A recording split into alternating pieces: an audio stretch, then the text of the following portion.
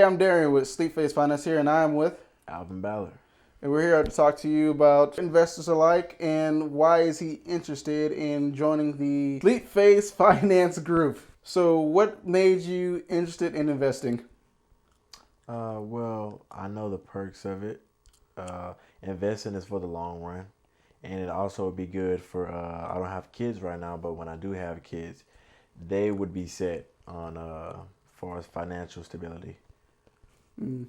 So, what is your previous knowledge on investing? Or like, what do you know about investing? Like, do you study? Do you read books, or what? Or are you self-taught? I took a school class on it, but I did not pay very much attention into it, which I should have. But as far as learning anything, as I know up to date, like till this time, I don't remember any of it. So you're starting fresh. Yes, So, how long ago would you say you started investing? I would say 3 years ago. Were you still in school? Yes, I was still in school, senior year, a month before I graduated. So would you say it's harder to start early or easier to start early? It Or would that if be. people should they start earlier than still starting later? People should start early as they can instead of starting later. Because many people say it's hard to invest. That's just because sometimes they start off too late. The later you start off in life, the more harder it's going to be Hmm. because the more you have to put into it out of your normal living expenses. Now, it's best to usually do it when you don't have as much living expenses. When you're living with your parents and things, Correct. it's a lot easier for you to save a little money and invest it and then see a return over the growth of like if you start if you're able to work in high school, you're able to save money Hmm. and start investing. Now, if you can't, find some way to do it. Like I used to sell candy, whatever you can do in school to make a little profit. That's how I used to make it in high school, as y'all know, and I told y'all before. Um, did you work in high school? Yes. Okay, see, he had a job. If you were to say, let's say, if somebody were to teach you how to invest, would you join them or would you be looking for a mentor? Like, are you looking for a mentor? I would possibly seek a mentor. For like how long? Just until you get the hang of it, or would you like to be in a permanent mentorship where like there's not just you alone, but you have like teammates to bounce ideas off, and then if you see one fail, y'all can learn from it and make the whole group go as like one. I would say a permanent mentor Why would you say a permanent mentor? because it's nothing like having someone that's by your side that got your back and helps you with it. Because sometimes, me as a person, financially or as far as spending money, I don't think I just buy. So it'll be Just to point y'all best. out, this man bought an iPhone 11 when I was told, I told him not to. Hey, it's best to have one permanent, just so they can tell me, hey, no, I don't do told you no. that. Do this first and do that, and then you can be able to get this.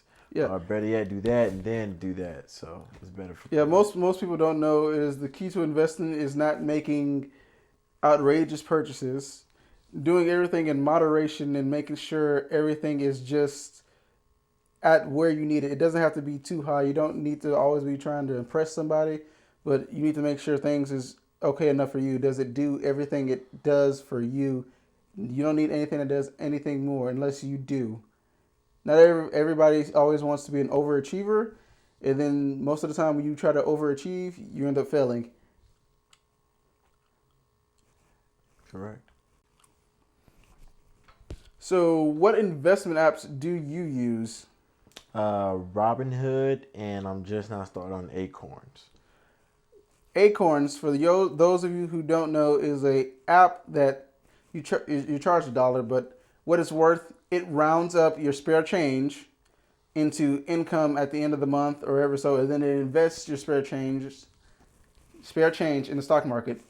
So your money doesn't go to waste. Like if you buy a 98-cent coffee, it rounds it up to the nearest dollar, and that spare dollar change is rounded into the Acorns account.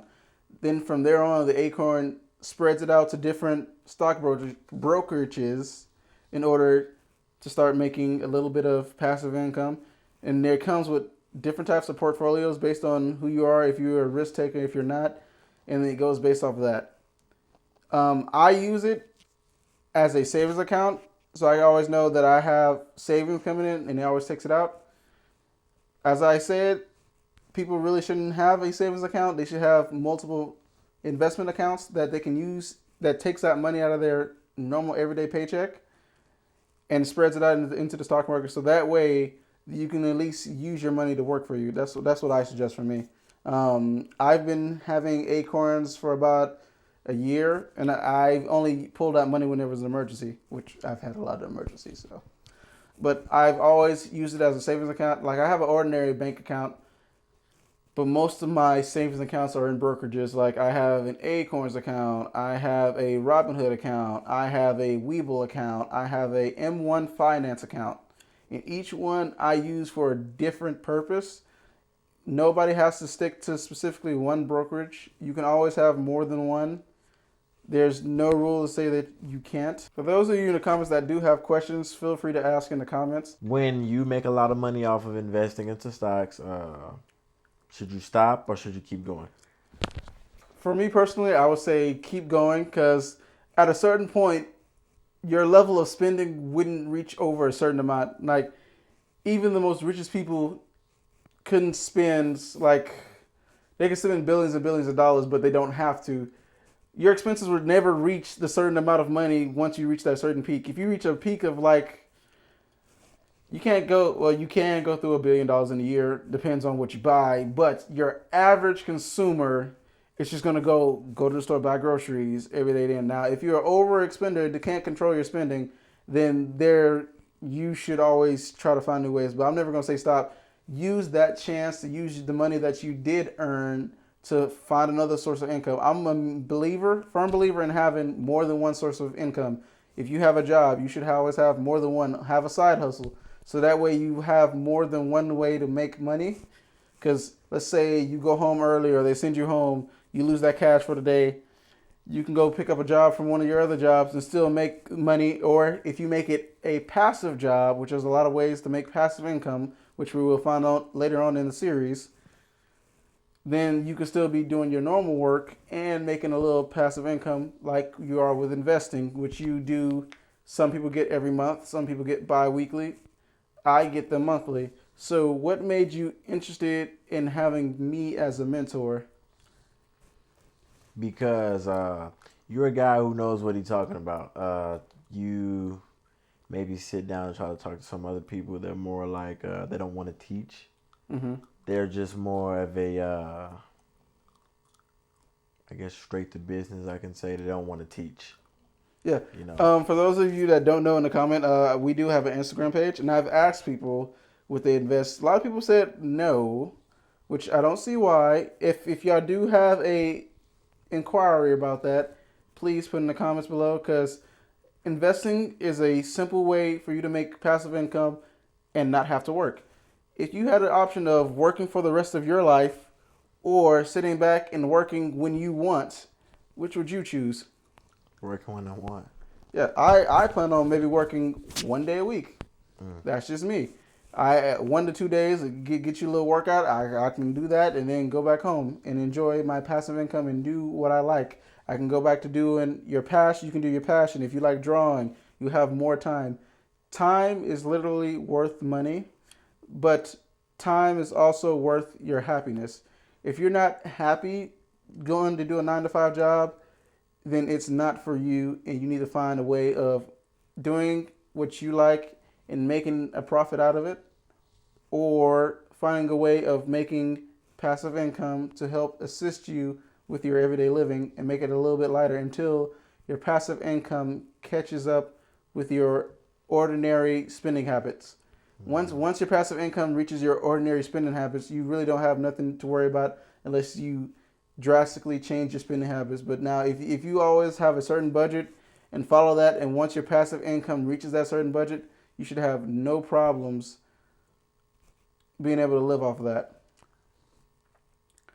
I've been investing for around 3 years on and off again. I've made failures and I've made great success. There's no way of telling, but if you don't try, you'll never know. Like I always get passive income every month, and that's a little bit that I don't have to worry about. Now, is it big? No, but remember, I go for more of I don't put all my eggs in one basket. That's one thing that you shouldn't do. I built slow, spread out growth over time, which it will take time unless you do have the funds. You can always pre-plan it out by checking out stocks dividends. And for those of you who don't know who dividends are the payments that certain companies pay out to their shareholders for holding on to their pieces of stock or pieces of their pie for a certain amount of time. And that they're always going to pay it out. Usually very rare that they would either cut or stop selling a dividend. And thank y'all for being on Sleep Phase Finance with Alvin and me. And we hope to see you next time. And remember, don't sleep on your potential.